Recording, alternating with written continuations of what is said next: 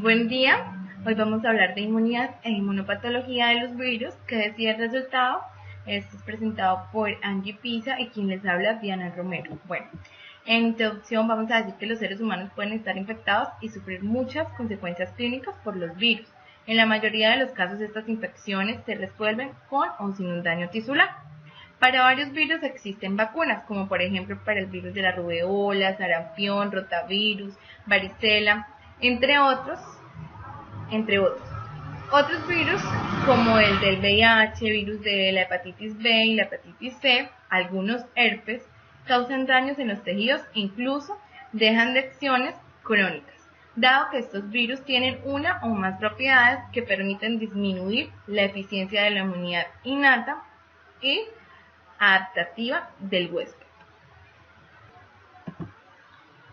En el daño tisular causado por el sistema inmunológico, aquí la infección por virus provoca el reclutamiento y activa células inflamatorias como los macrófagos y en algunas infecciones los neutrófilos.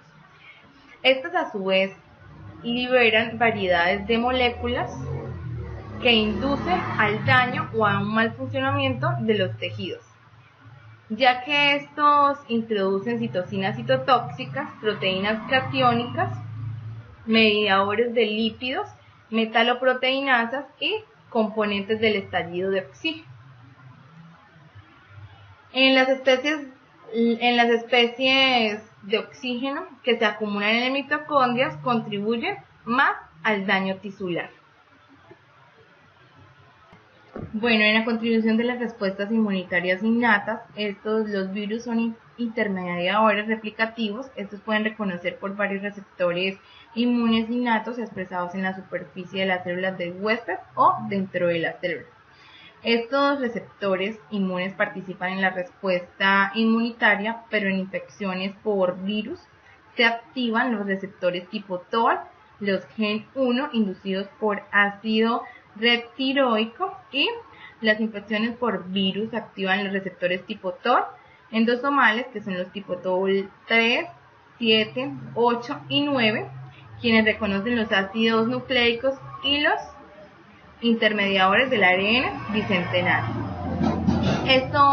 Estos receptores citoplásmicos similares al gen 1 reconocen el ARN genómico viral o ARN codificado, ARN genómico. Por lo general, la activación de muchos receptores provoca la producción de citocinas e interferones proinflamatorios, así como señales que se unen y activan las células involucradas en la inflamación y la infección a la inmunidad adaptativa. Aquellos eventos inmunes inducidos después de la entrada del virus inducen después de la entrada del virus determinan el resultado de la infección de varios virus cuando se activan las células innatas, como las células dendríticas, las células natural killer, los macrófagos, para producir moléculas antiinflamatorias como las interleucinas 10 y el factor de crecimiento transformante beta. Bueno, en la contribución de las respuestas inmunitarias adaptativas, aquí cuando se generan las células efectoras inmunitarias adaptativas contribuyen al daño tisular. Las células T pueden destruir las células infectadas por virus o liberar citocinas, como el factor de necrosis tumoral, que dañan a las células. Por infecciones por virus no citopáticos, como el virus de la hepatitis C, virus de la hepatitis B, y destrucción de las células infectadas por las células T, efectoras del CD+, y principal causa de daño hepático. Las células T CD4 reaccionan a la inflamación y al daño de los tejidos. Las células involucradas son las células T colaboradoras 1, pero las células T17 contribuyen en la inflamación y las respuestas de la infección por el virus del VIH, el virus de la hepatitis C y de la influenza. En las células TH17 da respuesta a impulsadas células de neutrófilos, quienes reclutan y se convierten en una fuente importante que moldea y que moldea y daña tejidos. Las respuestas de los anticuerpos a los virus también pueden contribuir al daño tisular. Esto ocurre cuando el anticuerpo se une a una célula infectada y activa el complemento y provoca una reacción inflamatoria. Bueno, las respuestas de los anticuerpos a los virus también pueden contribuir a un daño tisular. Esto ocurre cuando el anticuerpo se une a una célula infectada, activa el complemento y provoca una reacción inflamatoria. Las reacciones inflamatorias mediadas por anticuerpos implican toxicidad después del compromiso de la inmunoglobulina con los receptores Fc en células inflamatorias, provocando una liberación de mediadores inflamatorios o después de la deposición del complejo antígeno-anticuerpo vírico en los lechos capilares, provocando la cascada del complemento. Al provocar la cascada del complemento hay una liberación de mediadores inflamatorios del complejo antígeno-anticuerpo y estos causan lesiones. Cuando se dan estas lesiones formadas por depósitos del complejo inmunitario, ocurre cuando hay una persistencia en el virus y se produce la inmunoglobulina G, pero poco neutralizante. Las lesiones pueden ser nefritis o artritis, se pueden dar. En el factor del huésped, que limitan al daño tisular, el anfitrión utiliza muchas contramedidas para limitar el daño tisular después de la infección por el virus. Eventos protectores del tejido son más efectivos contra algunos virus. Las contramedidas incluyen producción de citocinas como la interleucina 10 y el factor de crecimiento transformante beta. Estos tienen una actividad antiinflamatoria y activan los subconjuntos e inhiben otras células de mediar eventos antiinflamatorios, así como la inducción de moléculas de las células efectoras que resultan en la pérdida de funciones.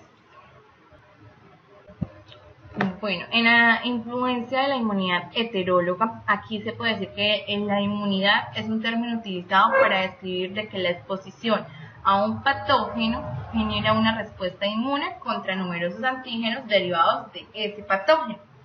Algunos reaccionan de forma cruzada con derivados de otros patógenos después de la infección con el segundo patógeno. La resistencia de los patógenos, incluidos los virus, está dirigida por varios genes que actúan en diferentes etapas de interacción virus-huésped. Las células de memoria se expanden y dominan la respuesta general. Respuesta cruzada es baja y poco protectora.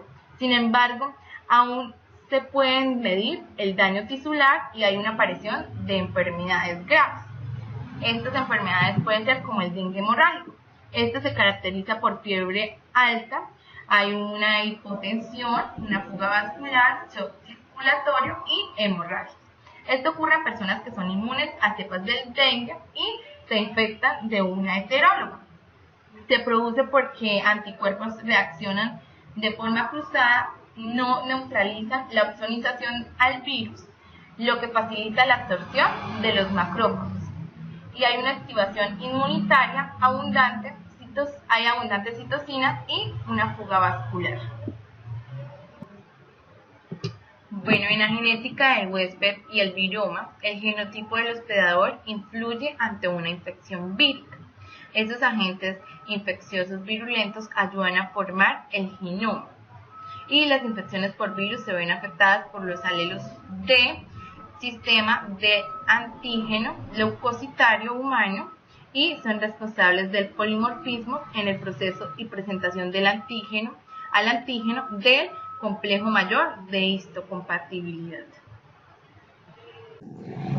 Como definición de la lectina, podemos observar que son proteínas de tipo lectina capaces de reconocer carbohidratos unidos a macromoléculas complejas. Para la expresión de estas, es importante tener en cuenta tres factores: la infección, la inflamación y la expresión de oncogenes. Como una de las funciones está regular la respuesta inmune, participando en la adhesión linfocitaria, la producción de citocinas y la apoptosis. En esta imagen podemos observar que las células dendríticas hacen una captación antigénica del virus, llevando así esos antígenos hacia el ganglio linfático para hacer una presentación antigénica a las células T, tanto CD4 como CD8. Las TCD8 vuelven al sitio de infección para empezar con la muerte de las células infectadas, contribuyendo pues, al daño tisular.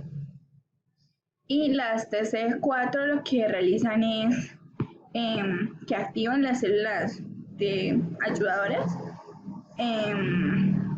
como las TH1, TH17 y TH2. Las TH2 lo que van a hacer es que activan las células P produciendo anticuerpos, que producen anticuerpos y esos anticuerpos van a formar unos inmunocomplejos.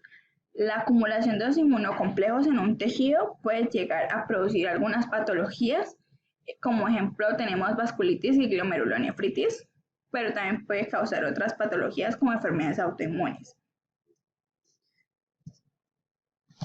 En esta imagen podemos observar que algunos ligandos como la galectina tipo 9 y el complejo mayor de histocompatibilidad tipo 2 pueden unirse a receptores de las células T efectoras, así manipular como su actividad inflamatoria y contribuir al daño tisular.